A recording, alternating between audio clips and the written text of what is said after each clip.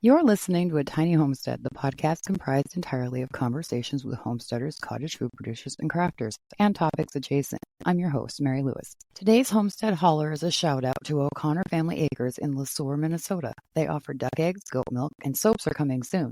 You can find them on Facebook at O'Connor Family Acres. If you're enjoying this podcast, please like, subscribe, share it with a friend, or leave a comment. Thank you. Today I'm talking with Tina at Red Dog Ridge. Good morning, Tina. How are you? Good morning. I'm doing well. Okay, first thing I want to know is why is it Red Dog Ridge? Well, because we have sheebas and we live on a ridge, and we were trying to figure out a name for the farm. And we at that time had a litter of puppies, and we were overrun with red sheebas. So the Shiba Inu. So my son was like, "What about Red Dog Ridge?" Okay. Awesome. I love that. I hear really good things about the Shebas, but I've never met one in person. Are they really nice dogs? They're temperamental dogs. Yeah. They're a bit of drama queens. They can be nice. There are ones that are very nice, but ours are not. They're not real friendly to others, but they're real loyal to their families. Nice. I know they're beautiful. That's about all I know, and I've just never known anyone who has one. Everyone I knew or know has German Shepherds or Labs. So those are the ones I'm exposed to the most. We also okay. Huh? We also have a lab, so. And labs are usually pretty cool. The ones I've met have been really friendly and really silly, and I love them. Okay, so tell me about yourself and what you guys do at Red Dog Ridge. It's my husband and myself, and I have 3 children, 2 daughters and a son. We own 20 acres in the Houston, Missouri area. We raise mini jerseys, red bourbon turkeys, chickens, cooney pigs. We sell meat or chicken, pork, and beef. We just opened a farm store where we sell milk and eggs and a few little, homemade items. We just have been here about 4 years, trying to get established with the communities. Okay, was this a COVID decision? No. Okay. Actually, we had bought the property. It was completely raw. We had bought the property in 2019, right before COVID had hit. And then during COVID, we traveled full time for 20 years before this property. And we always knew that we were going to buy property. We were looking, we have been, back and forth across the United States and up and down probably 14 different times. So we looked all the way from New York to Arizona for, what we were wanting. Finally settled on Missouri because it was pretty middle of the country, and my husband's an electrician and my son's a lineman, so they can get to, the bigger jobs anywhere pretty quickly. But settled on Missouri, and then during COVID, we were over in Nebraska working, and we came here on weekends just to kind of make it, we put in an RV park for our RVs because we knew that, we weren't going to be having houses for a while. And we just started building it from there. Nice. So what had you traveling for the previous 20 years? My husband's work, he only did like oil refineries, coal plants, large hospital jobs. So, we went to the big jobs all over the country, and we homeschooled our 3 children. And then my son, he wanted to go into becoming a lineman. So he took 3.5 years into his apprenticeship, and then we traveled together once he graduated. And he went to transmission jobs, and we took smaller jobs, but we went to places we wanted to see and explore. So, well, I'm gonna say that sounds like fun. I don't know if it was, but it sounds like it was fun. It was a blast. For 20 straight years, we were just nothing but tourists. So, it was no responsibility. We didn't have a home, back in that sticks and bricks. We just were full-time RVers. And we've been to every state except for Hawaii. And we've seen a lot of amazing things. Met a lot of good people. So I'm going to stick with fun. That sounds like a lot of fun. I couldn't do it. I am such a homebody. I love coming back to the same place when I leave. So for me, it would be really strange. So that leads me to my next question. Is it really strange that you've been in one place for 4 years? Oh yeah. Oh yeah. It took a lot to get used to, but that was originally why we started RVing was, my youngest daughter, she did not like packing up and moving and changing friends. So Mhm. we got RVs. So her bedroom, her house, was always the same. It was just outdoors that was different. Yep. And we loved coming back, that our home was always with us. But yeah, coming back to a sticks and brick house and staying put for a while, it was really organic. We came back in 2021 to build my son's. He built a shed house, half shed, half house. We Mhm. came back to just oversee that project. They were putting the shell up, and we never left. We were supposed to leave 3 weeks later to go to, I think it was back down to Texas, but we were like, you know what, we're just going to kind of hang out here for a little bit longer. And haven't left yet. Wow. Okay. So you've been doing a lot in your interim stay for 4 years. Tell me what you've been doing. Oh, well, we've built 4 different residences. We've built 3 tiny homes, and like I said, my son has a shed house that's over 2,000 square foot. Mm. Um, we have the cows, so we've fully fenced in our entire property. We've put in water, our septic, electric, built chicken coops, built turkey coops. We've, uh, put in roads, cleared pasture. We've been busy. Yeah, busy is an understatement, I think, because I looked at your website and your Facebook page, and busy seems like a very weak word for what you've been. You have been straight out go, go, go. And the one picture that really stood out to me, I think it was yours, was the pregnant pig laying on her side. Oh yeah, yeah. She looks very uncomfortable, and I don't know when that picture was taken, so I'm assuming those babies have been born and already they're in the world. She had her babies. Well, she had her third litter with us, Mhm.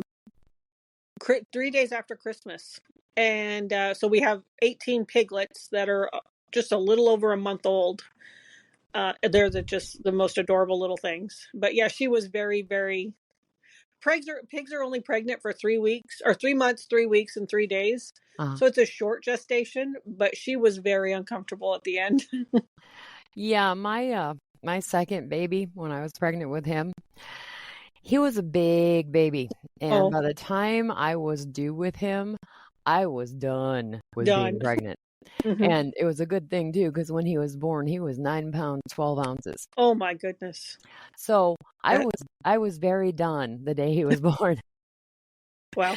So I can relate to your pig. It's not easy at the end, honest to It's not. God. No, she barely did. She doesn't want to move. She didn't want anything. Bring me my food. That's what she wanted.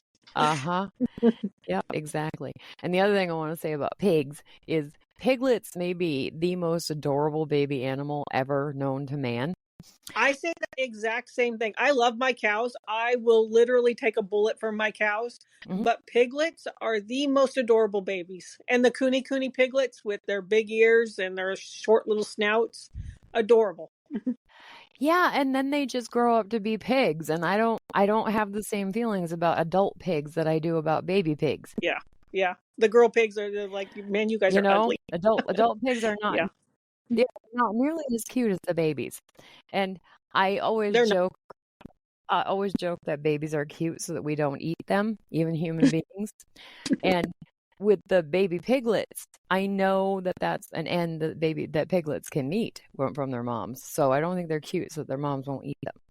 No, that's true that you have to be careful that the moms squish them and then eat them. And that's kind Mhm. of sad. But Yeah. Yep, exactly.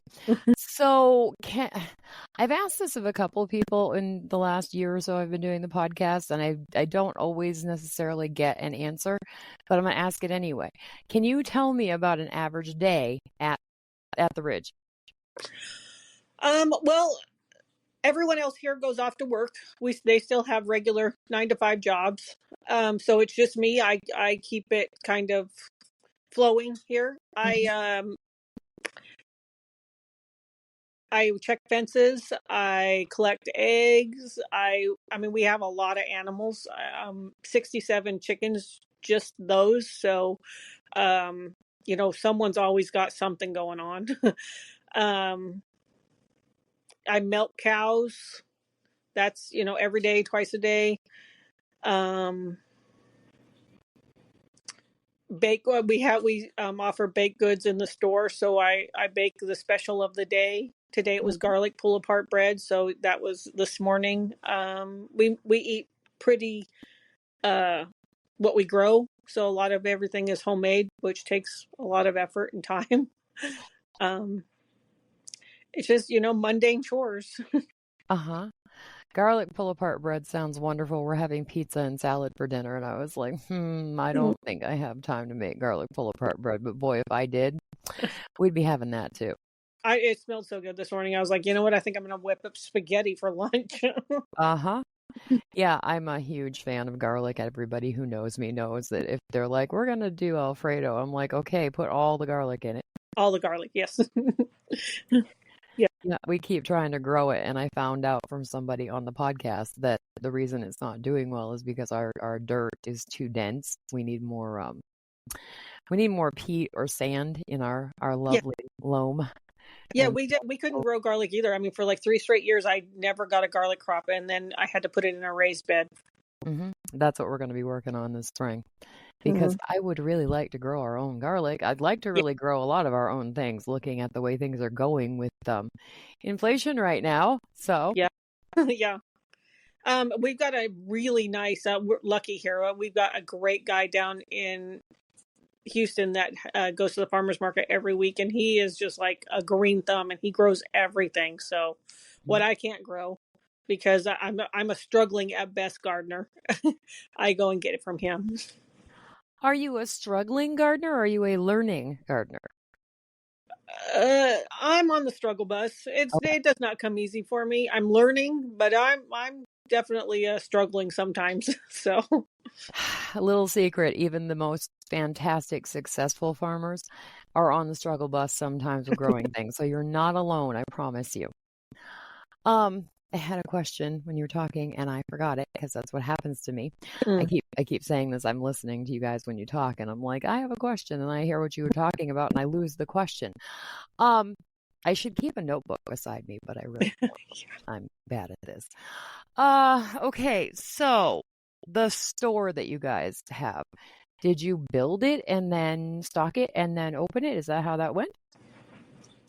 we got it was really kind of her, but my cousin gifted us a cabin. I think it's like maybe a 12 by 20 cabin. A shell of a cabin. So we put it out front and we separated it into 3 separate areas and framed out some walls. And we just it's just a little store. It's only about 150 square feet. But I mean, we are met with a lot of happiness from people around us. We're out pretty far. We're about 17 miles to the nearest small town. Oh, wow. And an hour and a half to anything with decent shopping. So there have been a lot of positiveness that we've received with that, that they finally have some, a good choice of meat. Eggs sell out every morning by 9:00. Doesn't matter how many I set out there, they're always gone. It was a struggle there for a little bit trying to get it built in the ice storms and the snowstorms and everything, but we did it. Yeah, so it's on your property? Yeah. Yep. Nice. So it's like a farm stand, but it's a store. Yeah. Yeah. Well, we can only sell raw milk in Missouri off our property, either deliver it or on farm. Yeah.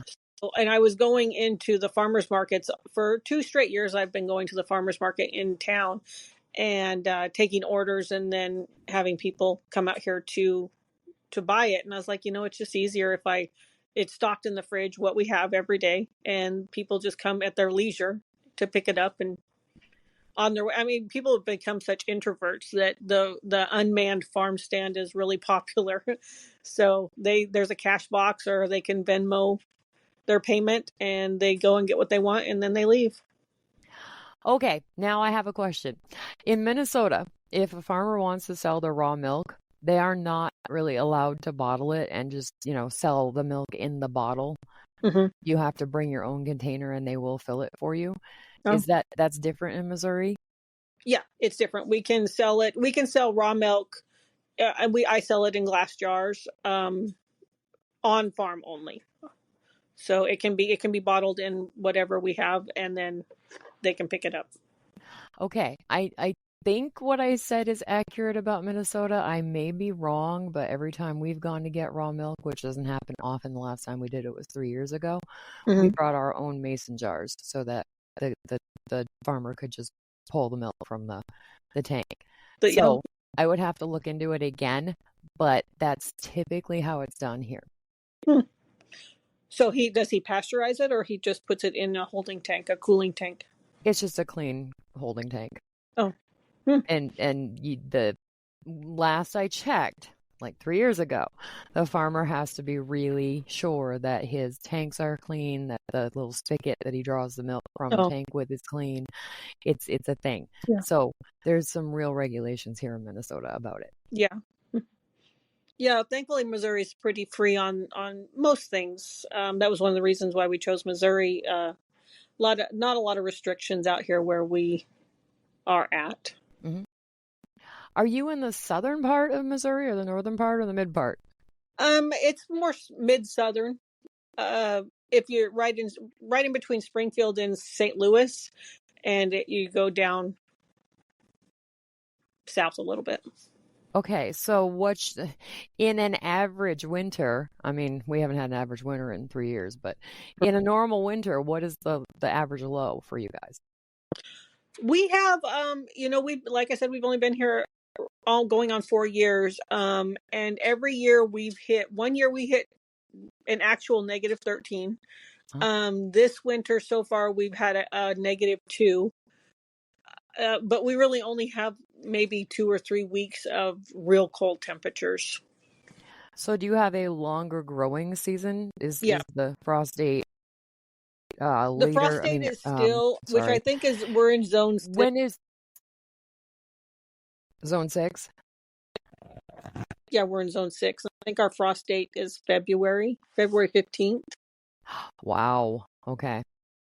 All right, so you have a far longer growing season than we do up here in the Arctic tundra. Yeah.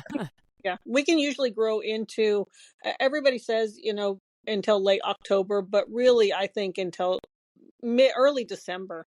I was still getting peppers in December. It's still 40, 50 degrees out there, so. Every time I talk to somebody like you, I think we picked the wrong state to stay in when we moved over 4 years ago. Yeah. We moved half an hour from where we lived before. And we threw around ideas. We threw around Wisconsin. We threw around Iowa. We threw around northern Missouri. Mm-hmm. And we just couldn't leave Minnesota. For some reason, just could not drag our feet out of the state. It's beautiful up there. Yeah. It's beautiful. Yeah. We were Clinton, Missouri for a while. We were going to go up into that area. Or Clinton, Wisconsin. Uh-huh. But I mean, we traded. Missouri's not, in my opinion, it's not real pretty. It's not real mountainous. So you trade that for the niceties of the weather. And yeah, and I keep hearing from people who live in Missouri that they really like it there. Mm-hmm. And I said to my husband like a month or so ago, I said, I think we picked the wrong M state. And he said, do you mean we should have moved back to Maine because it's where I grew up? And I said, no, we should have moved to Missouri. And he looked at me like I had 3 heads. And I said, honey, I've talked to a bunch of people from Missouri on the podcast, and they all say it's really pretty and it's a good place to grow veggies. Mm-hmm.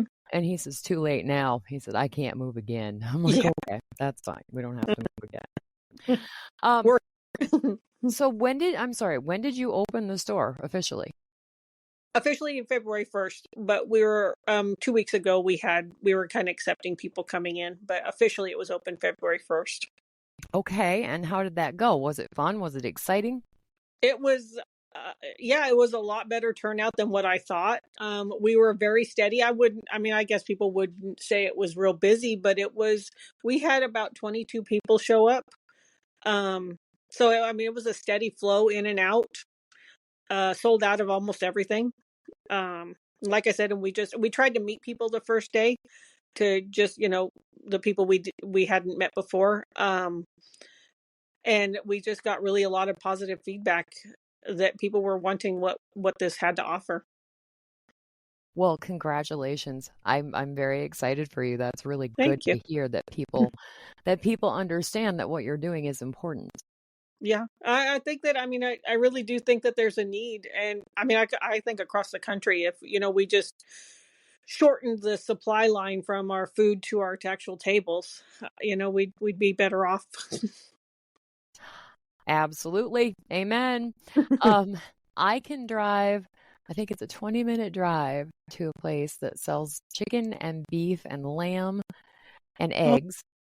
And it's a farm. I can get all that in one spot. And we have a garden, so from mid-June till first part of October, we're pulling veggies out of the garden to eat all the time. yeah. And we will have our own chickens again here in the spring, so we won't have to buy eggs. Oh my God.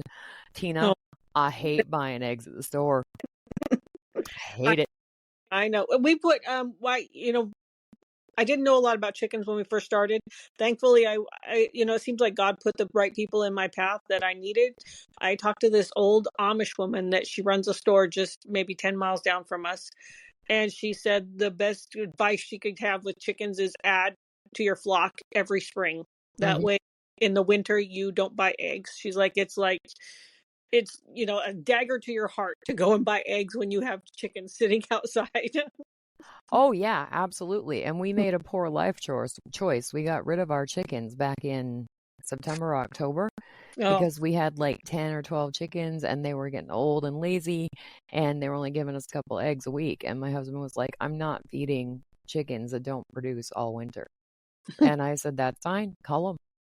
So he did. And this is before the egg prices really spiked. yeah. And we're really regretting it now. We should have just gone and gotten some laying heads to build up the flock, but we didn't do that. So this spring, we're going to get 6 chickens that are already laying, and we're also going to get like 6 or 8 chicks Baby and chicken. and raise them. So they'll start laying 22 weeks, later. Mhm. Yeah. But my point being about being able to drive 20 minutes to get most of what we need is if I knew somebody closer, and I probably could find somebody, you can stock your house and your freezers and your pantry without having to go to a grocery store, but you have to know where to go. Absolutely. Absolutely. Yeah, like I said about that farmers market in our downtown Houston area, there is the guy that sells the vegetables, and I mean he has everything you can think of. He has it. Mhm. Wintertime, he's growing lettuces. He's got high tunnels, so I mean, if you go to the farmers market there, you can stock up on all your veggies. There's a lady that goes there. She has a wonderful beef and dairy herd, and she just got um accreditation to do dairy products. So she makes her own raw milk, cheese, and other dairy products. I mean, and she sells it there. So she brings beef, she brings cheese. You could literally do everything at the farmers market. Stock your whole pantry, and buy a birthday gift.